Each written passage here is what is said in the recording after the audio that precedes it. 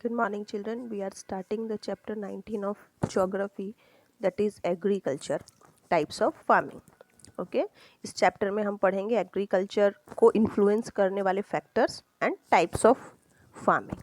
Okay, agriculture oldest activity है human being की, जो कई हज़ार सालों से, कई लाखों सालों से चलती आ रही है. एग्रीकल्चर का मतलब केवल प्लांट्स ग्रो करना ही नहीं होता है, बल्कि cattle farming, dairy farming, fruit और फ्लावर का कल्टीवेशन और भी कुछ एक्टिविटीज़ जो हैं इसमें शामिल होती हैं. तो ये सारी एक्टिविटीज़ जो हैं हमारी फूड और क्लोथिंग से रिलेटेड जो भी नीड्स होती हैं उसको फुलफ़िल करने में इनेबल होती हैं. तो अब हम पढ़ेंगे कि कौन कौन से फैक्टर्स हैं जो एग्रीकल्चर को इन्फ्लुएंस करते हैं. ओके, तो सबसे पहला फैक्टर है क्लाइमेट, है ना. एग्रीकल्चरल टाइप्स को लेकर के जो पूरे वर्ल्ड का डिस्ट्रीब्यूशन हुआ है वो क्लाइमेटिक कंडीशंस के बेस पर हुआ है, जैसे कि टेम्परेचर और रेनफॉल के अकॉर्डिंग. एग्जांपल के लिए जो वार्म ट्रॉपिकल रीजन्स होते हैं वहाँ पर एग्रीकल्चर जो प्रैक्टिस किया जाता है वो पूरा साल होता है, और वहाँ पर हाई लैटिट्यूड्स, जहाँ पर ऊंचाई पर जो जगह होते हैं जहाँ विंटर टेम्परेचर बहुत लो हो जाता है, वहाँ पर क्रॉप्स की जो ग्रोथ है वो भी कम होती है. कुछ क्रॉप्स जैसे कि राइस और जूट, जिन्हें ज़्यादा मॉइस्चर की ज़रूरत होती है, तो वो ऐसे एरिया में ग्रो किए जाते हैं जहाँ बहुत ज़्यादा बारिश होती है, जबकि वीट और मिलेट्स ड्रायर एरियाज़ में ग्रो किए जाते हैं. तो ये इस तरह से जो क्लाइमेट है वो इन्फ्लुएंस करता है एग्रीकल्चर की ग्रोथ को. ओके, नाउ सॉइल जो है, सॉइल क्या होता है कि सॉइल में अलग अलग बहुत सारे केमिकल कॉम्पोजिशंस होते हैं, है ना. डिफरेंट टाइप के सॉइल्स सुटेबल होते हैं डिफरेंट क्रॉप्स के लिए. एग्जांपल के लिए राइस को ग्रो करने के लिए क्लेई एलुवियल सॉइल बेस्ट होता है, जबकि कॉटन के लिए ब्लैक लावा सॉइल सुटेबल होता है.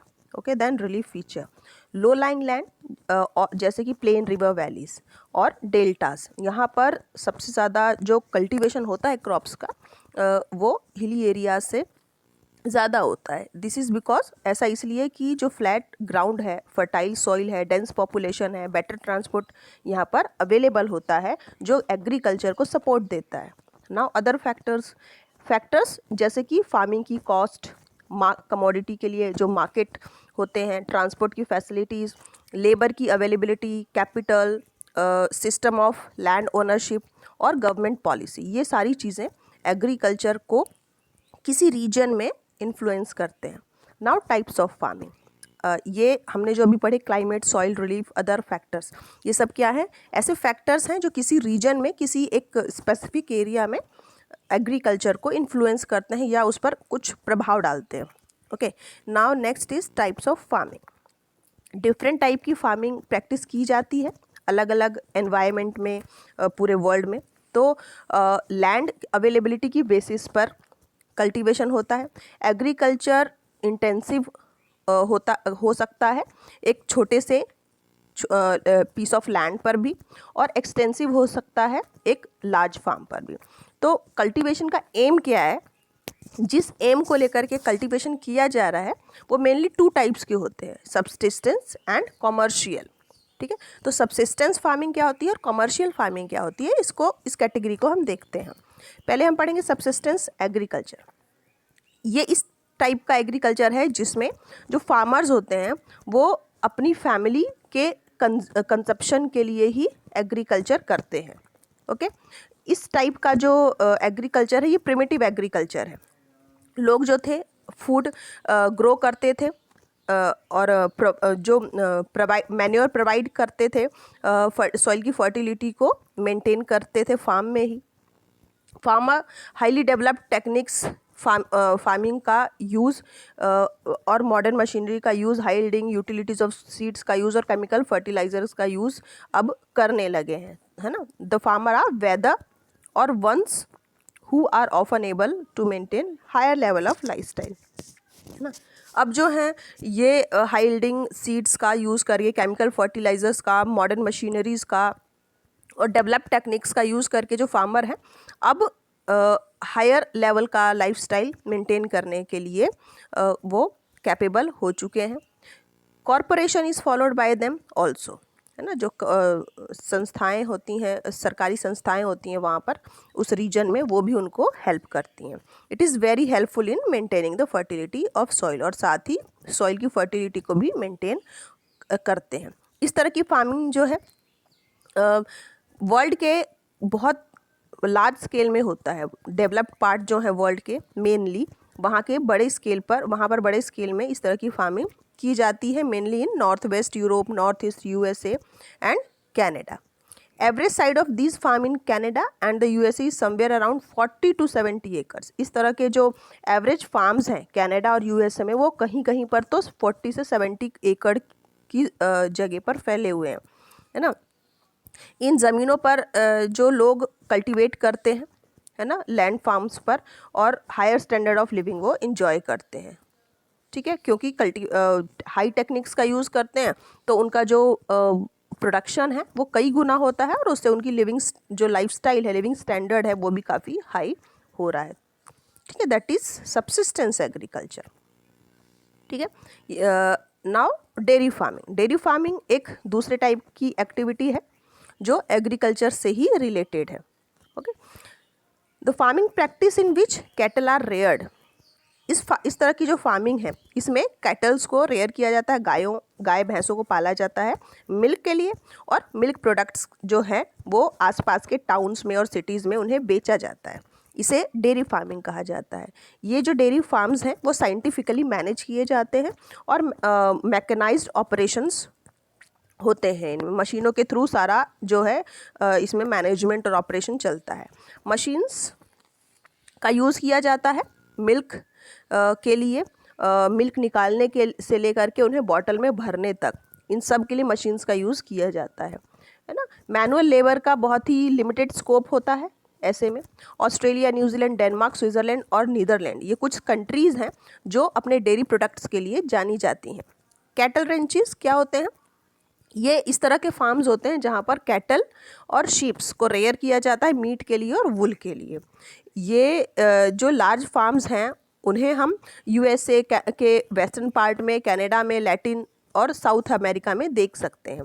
यहाँ पर जो ये रेंचेस होते हैं ये मीट प्रोड्यूस करते हैं कॉमर्शियल बेसिस पर, है ना। उनको कॉमर्शियल बेसिस पर मतलब मार्केट में बेचने के लिए। Now truck farming. What is truck farming? बड़े बड़े शहरों में जहाँ पर स्पेस नहीं होता है फार्मिंग के लिए, फ्रूट्स और वेजिटेबल ग्रो करने के लिए, वहाँ पर इस तरह की फार्मिंग की जाती है ना। तो जो इतनी बड़ी जनसंख्या है उसको फीड करने के लिए कंटिन्यू सप्लाई की ज़रूरत होती है फ्रूट्स और वेजिटेबल की। तो ऐसे में जो सराउंडिंग एरियाज़ हैं वहाँ पर फ्रेश फ्रूट और वेजिटेबल्स ग्रो किए जाते हैं लार्ज स्केल पर, और उन्हें बड़ी बड़ी सिटीज़ में ट्रक्स के थ्रू रेफ्रिजरेशन फैसिलिटीज़ के साथ भेजा जाता है। रेफ्रिजरेशन जो है वो फ्रूट्स और वेजिटेबल्स को फ्रेश रखती है लॉन्ग जर्नी में भी, एक सिटी से दूसरे सिटी में और एक फार्म से दूसरे शहरों में जाने तक उनको फ्रेश रखती है। इस तरह की फार्मिंग को ट्रक फार्मिंग कहा जाता है। Now next is horticulture and sericulture. Flowers और फ्रूट्स का जो एग्रीकल्चर होता है या फिर कल्टीवेशन होता है, फ्लावर्स उगाना, फ्रूट्स उगाना शहर से बाहरी एरिया में, उसे क्या बोलते हैं? हॉर्टिकल्चर कहा जाता है। वेजिटेबल लार्ज वैरायटी में ग्रो किए जाते हैं, जैसे onion, tomato, cabbage, carrot, fruit, और फ्रूट्स जैसे कि एप्पल, गुआवा, पीच, लेमन, ये सब जो ग्रो किए जाते हैं लार्ज स्केल पर डेवलपिंग टाउन में और सिटीज़ में भेजे जाते हैं जो ज़रूरत होती है उनको फुलफ़िल करने के लिए। एक्सटेंसिव कॉमर्शियल एग्रीकल्चर प्रैक्टिस किया जा रहा है मॉडरेटली पॉपुलेटेड एरिया में, जहाँ पर पॉपुलेशन मॉडरेट होता है वहाँ पर एक्सटेंसिव कॉमर्शियल एग्रीकल्चर प्रैक्टिस किया जा रहा है आज के समय पर, okay. Extensive commercial farming in USA यहाँ पर दिखाया हुआ है, देखिए पिक्चर में। The vast stretch of temperate grassland of the world are well known for extensive farming, है ना। जो टेम्परेट ग्रासलैंड्स हैं उनका एक बहुत बड़ा जो वास्ट एरिया है वर्ल्ड में, उसे एक्सटेंसिव फार्मिंग के लिए ही जाना जाता है। वीट और मेज़, ये जो दो मेन क्रॉप्स हैं, इन रीजन में बहुत लार्ज क्वांटिटी में ग्रो किए जाते हैं और इनका प्रोडक्शन लार्ज स्केल में होता है। वीट का और मेज़ का कॉमर्शियल पर्पस के लिए इन एरियाज़ में, जिन्हें wheat bowl of the world भी कहा जाता है। कौन कौन से कंट्री हैं वो? यूएसए, कनाडा, ऑस्ट्रेलिया और अर्जेंटीना। ये कुछ इंपॉर्टेंट वीट एक्सपोर्टिंग कंट्रीज़ हैं वर्ल्ड में, इसीलिए इन्हें वीट बोल कहा जाता है इन कंट्रीज़ को। ना प्लांटेशन एग्रीकल्चर। प्लांटेशन एग्रीकल्चर का मतलब है कि ट्रीज़ को प्लांट करना या फिर बुशेस को प्लांट करना जो फील्ड्स में लंबे कई सालों तक और या फिर सेवरल ईयर्स तक ये रहते हैं। ठीक है, यहाँ पर जो एग्रीकल्चर का टाइप होता है वो ट्रॉपिकल और सब ट्रॉपिकल रीजन में डेवलप होता है वर्ल्ड के। प्लांटेशन एग्रीकल्चर जो है कॉलोनियल रूल के ड्यूरिंग डेवलप हुआ था वर्ल्ड के डिफरेंट पार्ट्स में। वेस्टर्न यूरोप की जो कंट्रीज़ थी उन्हें रॉ मटेरियल की ज़रूरत थी अपनी ग्रोइंग इंडस्ट्रीज़ को फीड करने के लिए, तो उन्होंने ये जो प्लांटेशन एग्रीकल्चर है वो इंडिया में भी इंट्रोड्यूस किया था। प्लांटेशन एग्रीकल्चर में जो प्लांट्स हैं स्पेशली उन्हें नर्सरीज़ के थ्रू प्रिपेयर किया जाता है और उन्हें ट्रांसप्लांट किया जाता है प्रॉपरली फर्टिलाइज्ड आर्म्स में, है ना। फर्टिलाइजेशन के थ्रू उन्हें प्रॉपरली ग्रो किया जाता है। ये जो मेथड है इससे क्रॉप और की क्वालिटी और क्वांटिटी दोनों ही मेंटेन होती है। ठीक है, प्रोडक्ट की जो क्वालिटी है उसको फिर हाई प्राइस में मार्केट्स पर बेचा जाता है। लार्ज स्केल प्लांटेशन एग्रीकल्चर जो है वो ब्रिटिश ने, फ्रेंच ने और डच फॉरेन पावर्स ने यहाँ पर इंट्रोड्यूस किया था, क्रिएट किया था इंडिया में। There plantation are common in India, है ना। प्लांटेशन अब इंडिया में बहुत ही कॉमन है। Sri Lanka, Brazil, Malaysia and Australia में कॉमन है प्लांटेशन एग्रीकल्चर। क्रॉप्स जैसे कि टी, कॉफ़ी, वीन, रबर, ये सब जो है लार्ज स्केल पर ग्रो किए जाते हैं प्लांटेशन फार्मिंग के तहत। Now next is mixed farming. इस टाइप की फार्मिंग में क्रॉप ग्रो किए जाते हैं और एनिमल रेयरिंग भी की जाती है सेम फार्म लैंड पर। ठीक है, क्रॉप की जो वैरायटी है वो सीरियल्स होते हैं, उसमें वेजिटेबल्स होते हैं, है ना। ये ग्रो किए जाते हैं और साथ ही एनिमल्स को रेयर किया जाता है मिल्क के लिए और दूसरे प्रोड्यूसेस के लिए। पोल्ट्री भी केप्ट की जाती है कभी कभी इन फार्म्स में। Farmer nutrients rich grass grow करते हैं जिसे अल्फाल्फा कहते हैं। किस लिए ग्रो करते हैं? एनिमल को फीड करने के लिए जिन्हें वो रेयर करते हैं, स्पेशली कैटल्स के लिए इन फार्म्स पर, है ना। कैटल्स ये जो कैटल सरप्लस प्रोड्यूस होता है उससे प्रॉफिट पाने के लिए वो दूसरे पीपल्स को मार्केट में उन्हें सेल करते हैं। ये एग्रीकल्चर ना तो एनवायरनमेंट के लिए अच्छा है और ना ही सॉइल के लिए अच्छा होता है। ठीक है, it promotes the Chinese of large scale soil erosion.